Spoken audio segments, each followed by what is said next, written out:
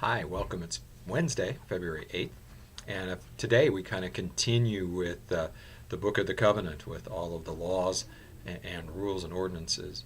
And we kind of come to the close of it. There are a number of things to talk about today, so let's dig in.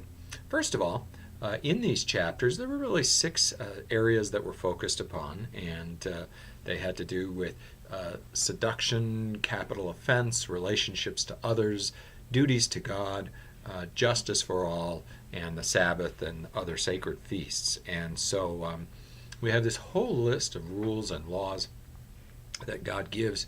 And sometimes as we look at them, I don't know about you, but they seem rather archaic and old-fashioned and out of date to me.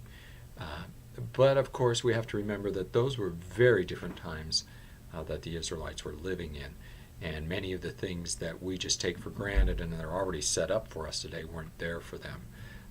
But in the midst of that, there are three, I think, really fundamental concepts that we can draw on today and pull from that are really good things that God is giving to the people here today. Number one is there's this concern for fairness and justice. And you might say, wow, some of these things, when it has to do with slaves and other things, it doesn't seem like it should be very fair or just. You should just let there be no slaves. But the truth is, this was actually a move in the right direction.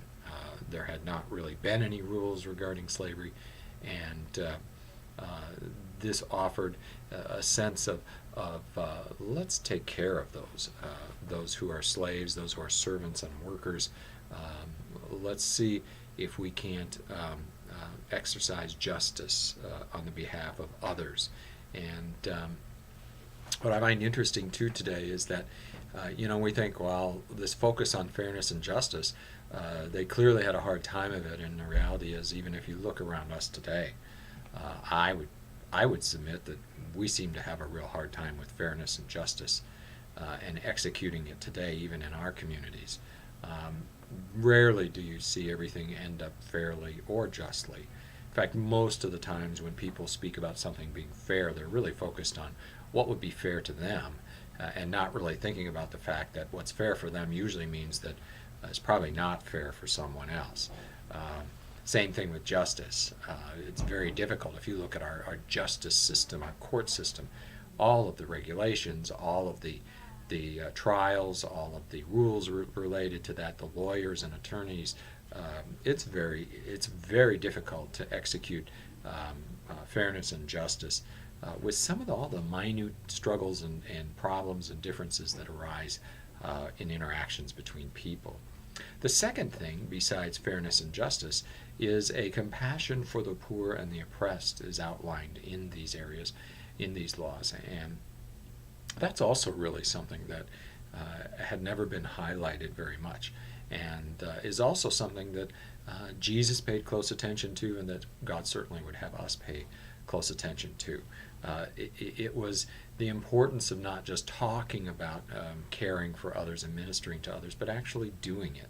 And I like what Mother Teresa once said. She said, if you're preoccupied with people who are talking about the poor, you scarcely have time to talk to the poor. And I think that's a great line for us to remember, that it's not the talk that's important. It's walking the walk. It's doing the doing. The third important aspect of all of these laws in this Book of the Covenant is the consecrating of ourselves and our resources to God. That idea of first fruits comes through over and over and over again. And then we come ultimately to chapter 23, which kind of brings a close to this whole section called the Book of the Covenant, which, by the way, takes its name from chapter 24, verse 7. But in chapter 23, I want to take a moment, since I have this opportunity, to talk about the demands that the covenant placed upon the people, but more importantly, ultimately, this image that God gives of an angel, guiding and guarding angel in the lives of the people that goes before them. And I think that's really important. Chapter 23 is kind of a transitional point. We end the Book of the Covenant, and then we're going to move into a new area. But we have this kind of end point, and God gives this angel, and the purpose of this angel or this ministering angel or this image of an angel is to guard and guide the people. Now, I don't know about you, but I certainly understand the concept of guidance. I think there are many times in my life where I am certain that I'm being led by a power not my own, and that something has moved me in a particular direction. And many times I give thanks to God for that. The struggle for me, though, comes in the word guarding as I look around me in my life. I know many of you, and there are many people who can testify to the guarding of their lives and the protecting hand of God in the midst of troubles and struggles. However, there are many others who have seen a loved one taken tragically or early, or trouble befall a strong believer. And then the question always becomes, what is the truth about the protecting work of the angel of God in our lives? The book, Why Do Bad Things Happen to Good People, comes to mind. And I think the answer comes for us in verses 24 and 25. Initially, God talks about this angel, and then it goes out in front of them to the peoples that they will meet on the way. And there are, I guess, several things I would point out to us today as we think about the work of this guarding by the angel. Number one, I think the guarding supports the steadfastness of our faith, the integrity of our faith, does not always spare us from the troubles, earthly troubles that we face in our lives. But he does help us many times to see them also from a different perspective. So in reality, God doesn't keep us safe necessarily in an earthly sense. Doesn't mean he can't. But he does keep us faithful, and he does provide for us a new way of seeing all those different things that take place in our lives. Number two, I think ministering angels also give us strength, give us courage, and sometimes give us really joyous courage, even in the midst of struggles. And I have met people who display a faith and a strength in the midst of severe trial that is just amazing. And I think that's what God's angels do for us as well, as in a guarding kind of context. The third thing they do is give us peace in the midst of our trouble. Even when the storms are lashing all around us, there is still this sense of God is here with me in the darkness. And I think that's important, and I think that's good to know.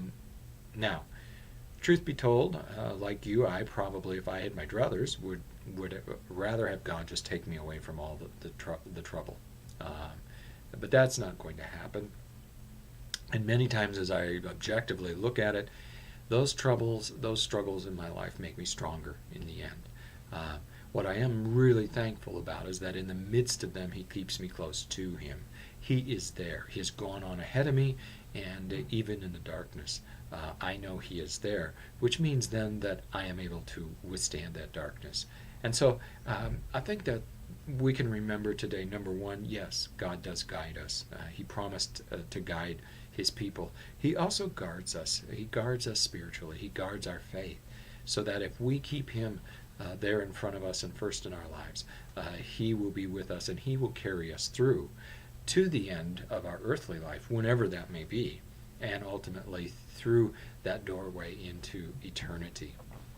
And I think that's good news for today, and I'm especially encouraged by that, because even in the midst of all of these laws which we're kind of walking through during these days, the grace permeates it.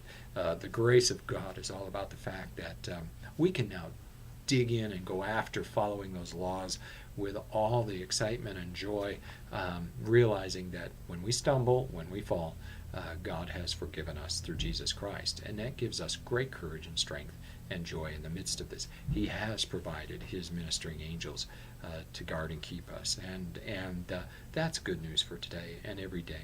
And I pray today that you will find God guiding and guarding you in your life. Have a great day.